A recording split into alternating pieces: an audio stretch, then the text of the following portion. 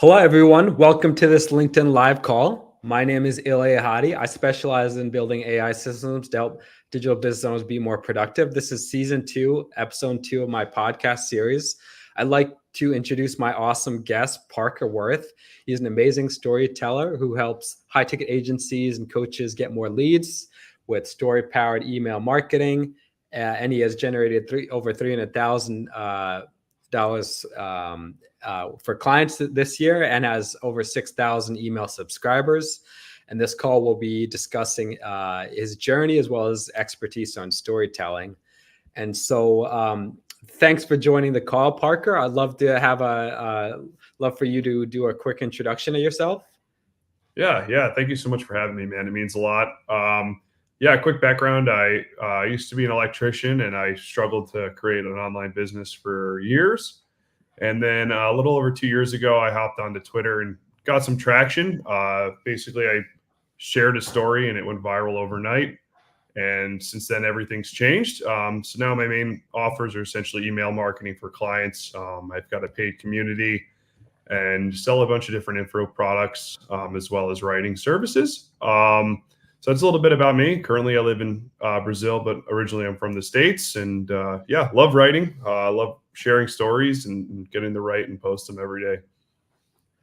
Very cool. And so currently you live in Brazil. I know we talked a little bit before, but just for the audience, you live currently in Brazil, right? What made you? What was the inclination to move down out of the States? Yeah, so I used to be an electrician, and I had a great job traveling and essentially doing work overseas. Went to like a little over 30 countries, I believe. And one of my favorites, I went to Brasilia, which isn't necessarily the best representation of Brazil, but it's a capital there in 2017. And I just fell in love with the culture and the community. The people here are very warm. I make more friends here in a month than I do in a year in the States. It's the kind of place where if you're at a bar by yourself, people will say, "Why are you by yourself? That's weird." So I was always just touched by that. Like when I left, people kept in touch. It's one of the few places where people just routinely say, "Hey, have you been thinking about you?"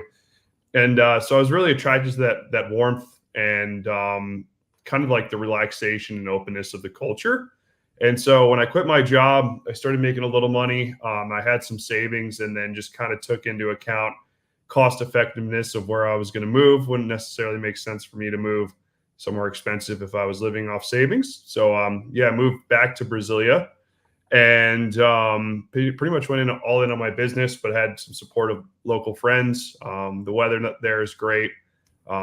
I know you said you're usually in New York. I love having optional winters. Yep. That's a big win. And that was primarily the move. And then came to Florianopolis.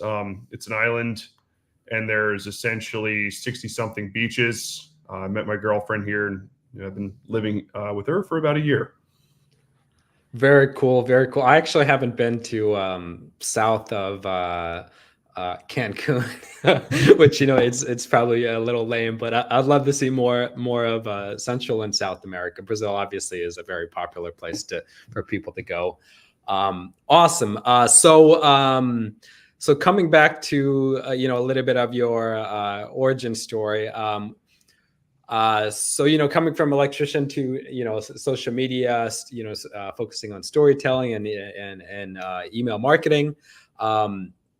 What was there any creators or role models, whether it's on social media or in real life, that really inspired you or spurred you to be to think of work differently, especially from a more manual intensive job to something very digital, digital nomad life as well, somewhat. So can you dive into a little bit about that process in terms of you can think of it just as a transformation, but is there any people or epiphanies or specific things that helped you really change your mindset about work? Yeah, there's been a few of them off the top of my head. Originally I was working in Africa, I think in 2016, and I read the 4-Hour Work Week, which is where I got pretty much bit by the online bug of making money and living where you want. Mhm. and having location independence. And obviously it's easier said than done. I made a lot of failures and ended up doing there's this great startup called Intro where you can basically pay and talk to a lot of these important people like the founders of Reddit. I ended up talking to Sam Parr because I wanted to start a podcast, and I ended up talking to him, and he basically said that like, hey, you have to go where the attention is. Podcasts are middle of the funnel, so you should join. Get on social media. He said Twitter's really hot right now. Go there and just learn how to get attention, and the rest would follow. And he was right. And that's where I met Kieran Drew, who was a mentor of mine, and essentially taught me how to write online, how to get attention, how to write in a way that gets attention, and then persuade people, and just kind of got me into email. And after that, I won a contest, and my current mentor right now, he's been my mentor for about the past years, Ian Stanley, who's like probably one of the biggest names in copywriting and email marketing. He's an incredible person, really smart, knows his marketing, but he's also created a lifestyle where he makes millions of dollars and does whatever he wants. He does live comedy. He's writing a book. He's writing a screenplay, and it's definitely a lifestyle that I'm itching towards. So yeah, as far as mindset changes, like a lot of it, man, I just coming from like manual labor, like you were saying, I thought basically the equation's like the more you work, and then it's like, you hit overtime, the more you get paid. Mhm. And the biggest needle mover was pretty much learning like working harder doesn't necessarily earn more income as an entrepreneur. Right. And I was spending a lot of time working on the wrong stuff, and thinking the more I put into it, the more I would get out. And as a business owner and entrepreneur, that couldn't be further from the truth.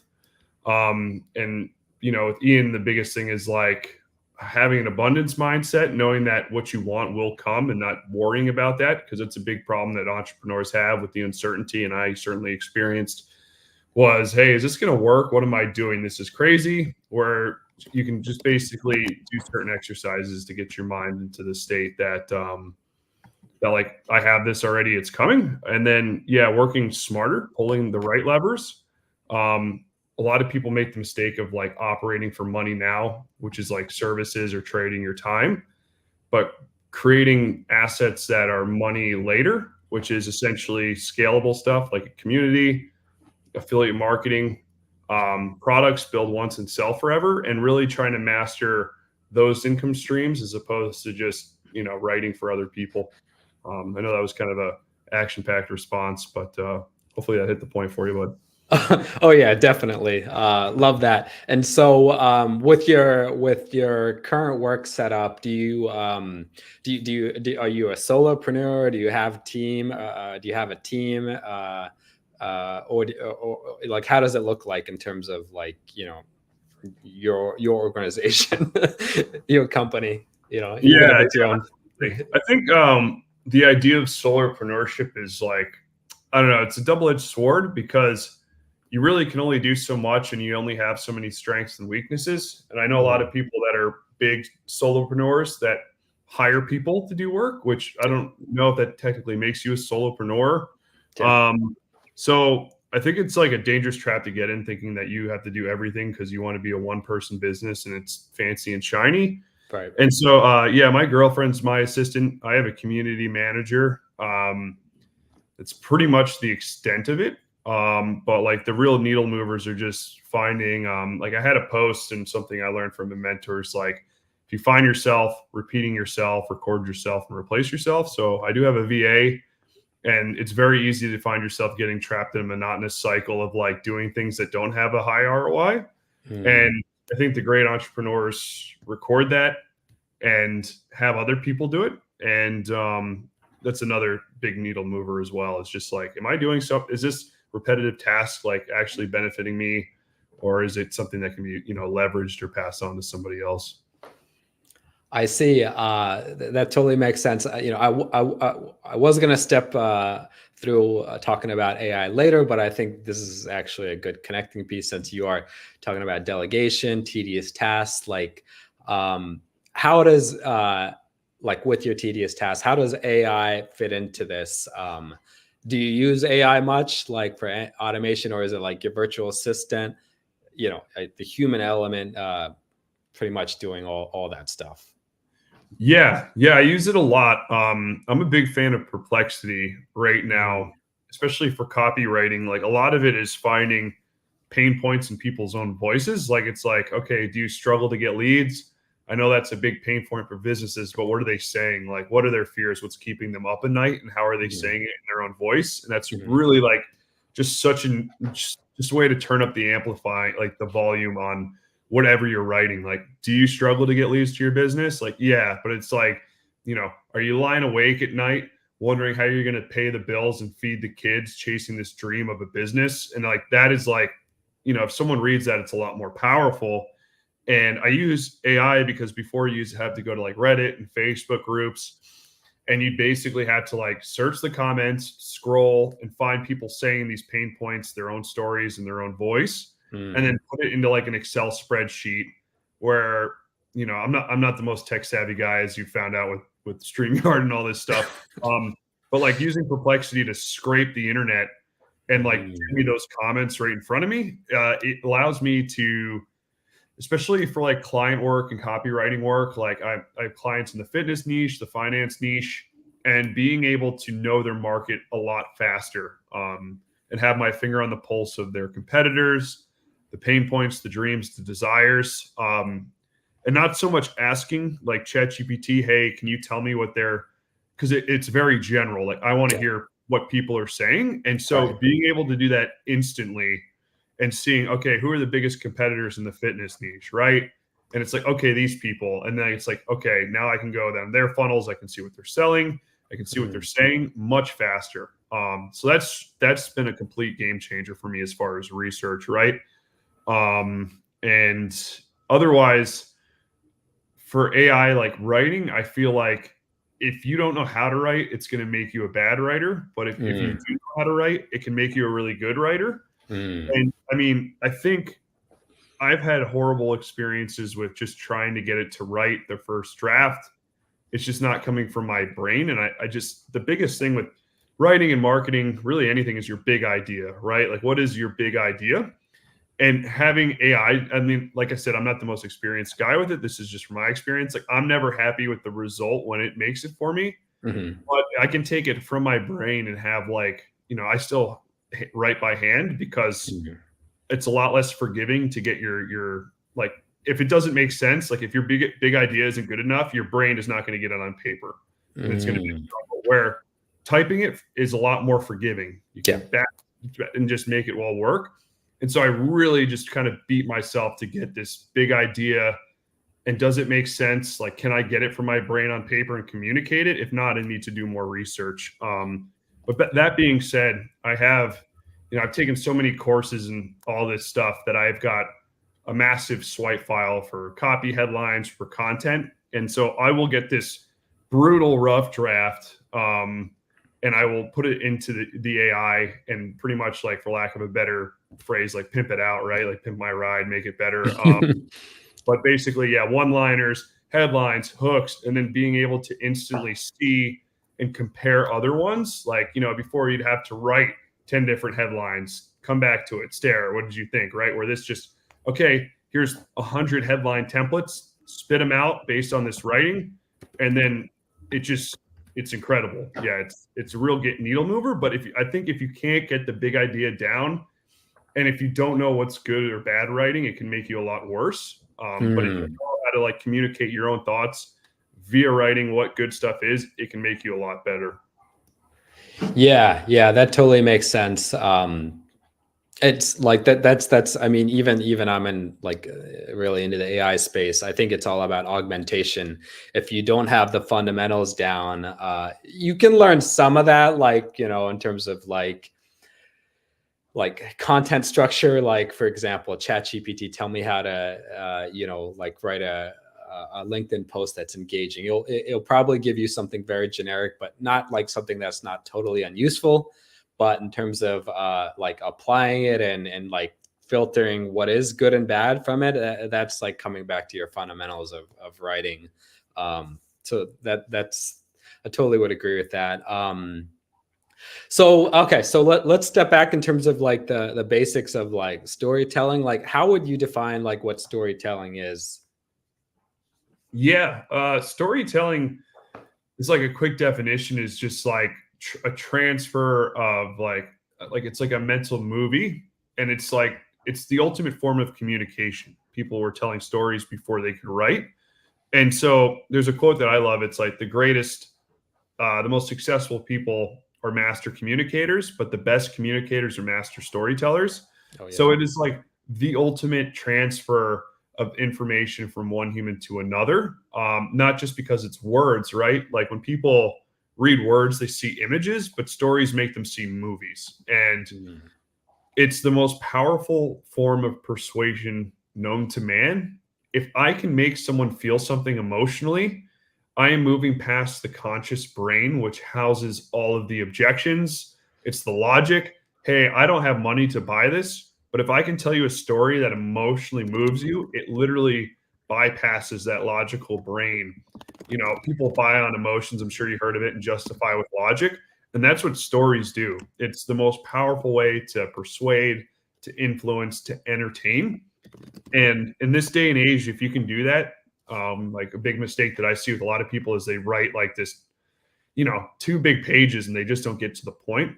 But Mm. one thing that I'm very bullish on, and a great book on this is The Persuasion Story Code by David Garfinkel, is like Mm. if you can tell these mini stories, which is something I teach in 4 to 5 sentences, that has all these little components and gets to the point fast, you're literally like, you know, that's the beauty of like a tweet. You have 280 characters and Mhm. you have to package an emotion in that, right? And it's Mm. like the faster you can tell a story, when, where it happens, right? Like you can sell everything when, where. 7 years ago, I was at the store.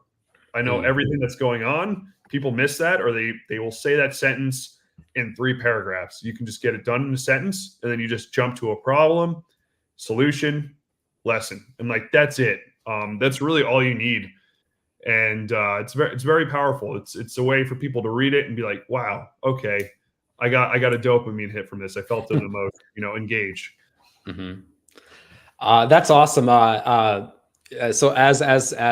you know, like somebody who has purchased one of your products, the story system, I've actually applied that 5 sentence structure uh, story system and some of my LinkedIn posts, and that's been very helpful. Uh, and so, you know, I'm just like I'm always trying to be better at storytelling. It's not natural to me, but you know, the more you do it, especially with like frameworks. Like I'm more logical with that. Is like you apply a framework, and you know, in terms of like problem, action, and solution, or the past framework is something that I commonly do.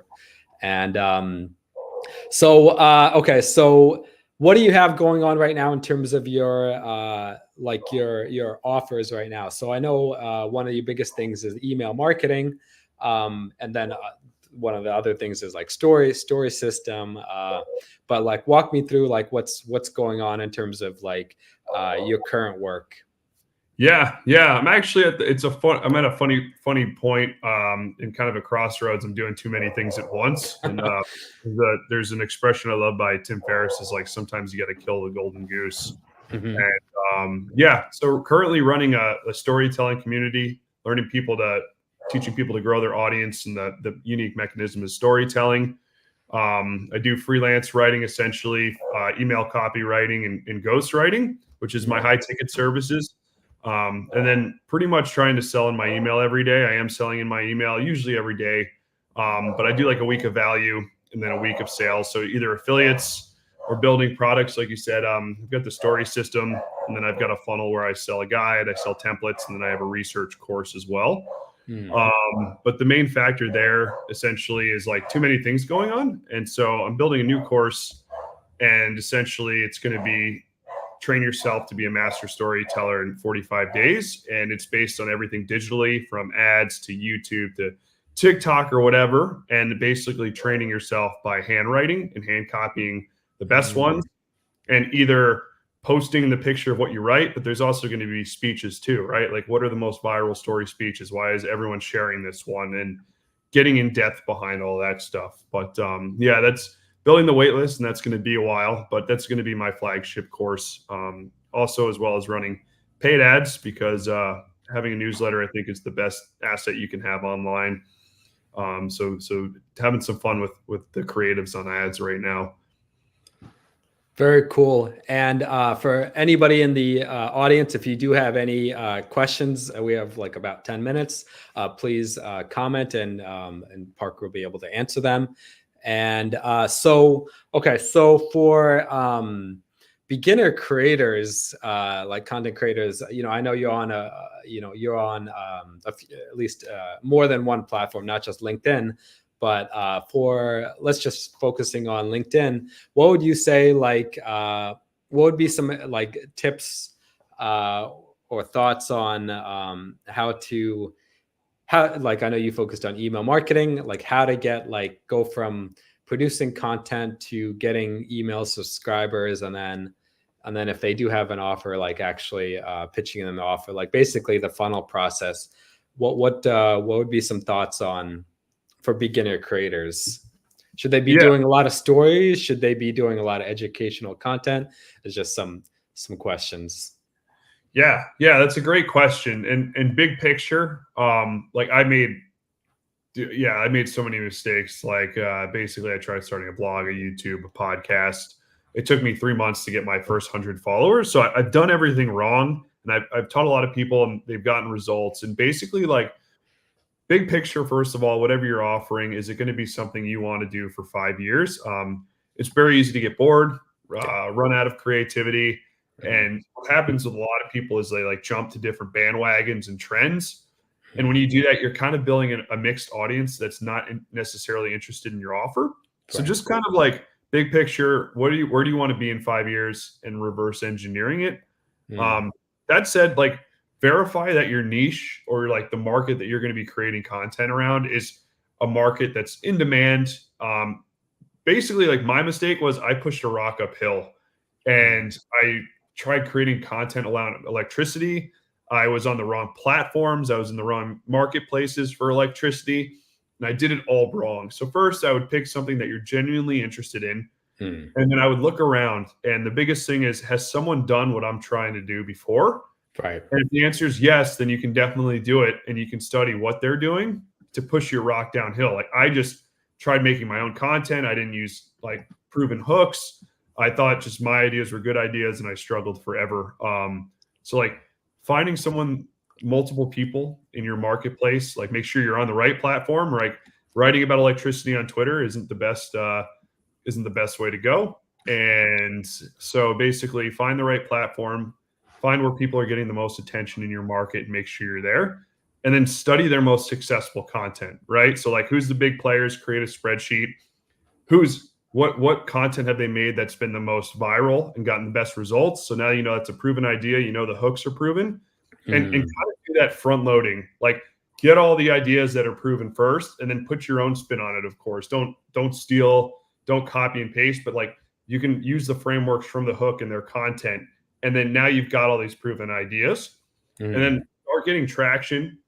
And there's a number of ways you can go about it. Like, people rely only on, they don't use email, which I don't agree with, but I have clients that basically, like, they're in the fitness niche, they go viral, and it's like the call to actions, like, call out the target customer. Like, if you are a struggling entrepreneur that's over 40 and you want to look younger, feel better, have more energy, send me a DM.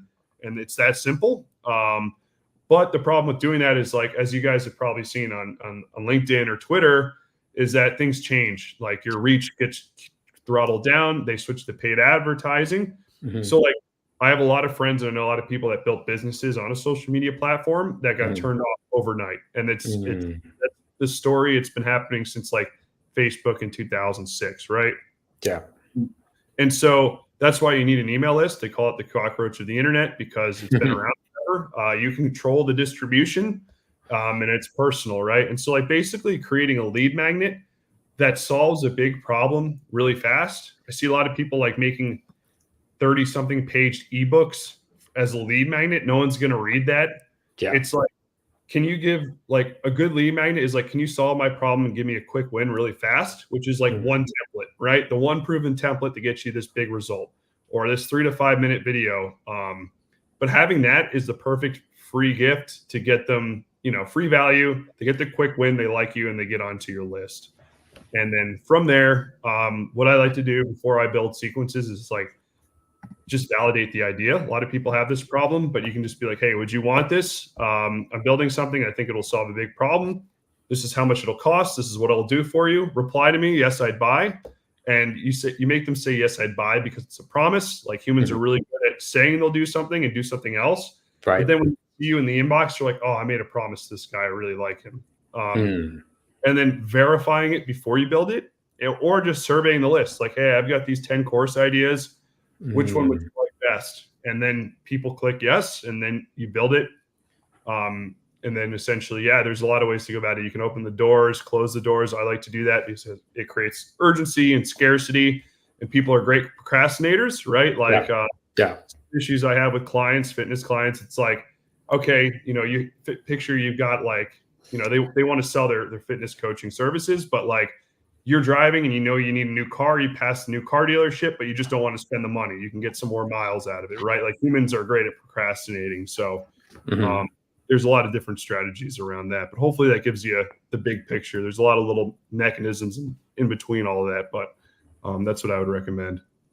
Yeah, that's awesome. And for whatever reason, StreamYard, I can't show the comments, but I'm seeing the comment from Giorgio. I think you answered it already, but he asked like, what was the main advantage of having a newsletter and why is it considered the most important asset? And I think you did answer that in terms of like social media platforms change a lot. And, but in terms of having that catered audience, regardless of what's happening elsewhere, that's where you can really tailor the content and their needs.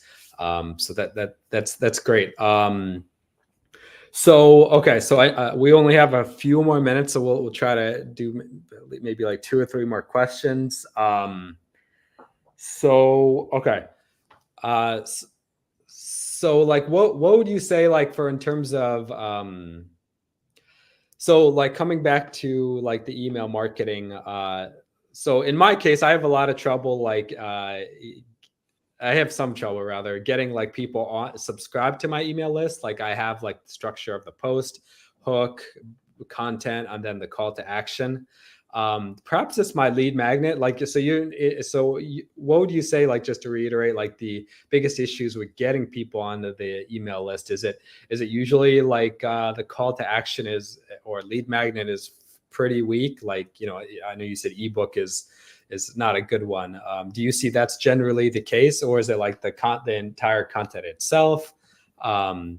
So like, what would you see is like some of the biggest gaps of getting people onto the email list? Yeah. There's a lot of little parts there. It's like having a good lead magnet that solves a specific problem. Like, it's all funnel, right? Like you want to solve like you want to give them a quick tip. Like obviously, like for example, it's like, hey, use this template to go viral. But it's like there's a lot more moving parts. You have to comment, you have to share it with your friends. But just give them the little thing. It's like, hey, this has done this result.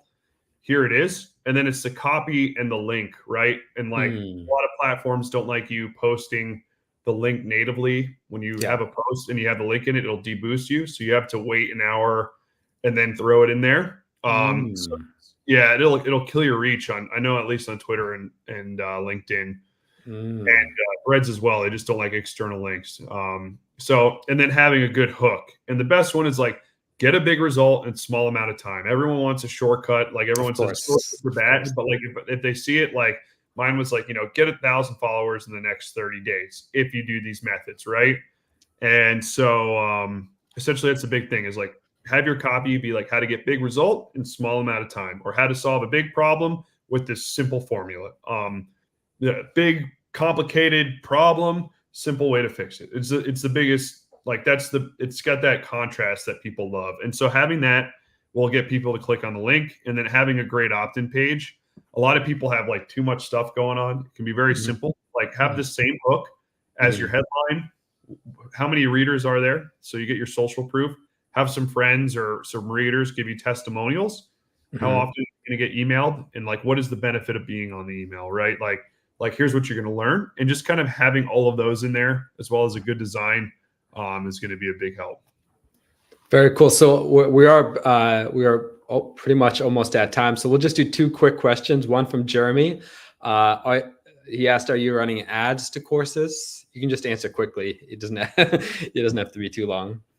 Yeah, I was running ads on Meta, and they were doing well. However, I've kind of had, like I was just saying, basically, like, I'm doing too many things at once, and I've been targeting the wrong market. So I've had an avatar shift, basically, like, from away from creators and more towards business owners.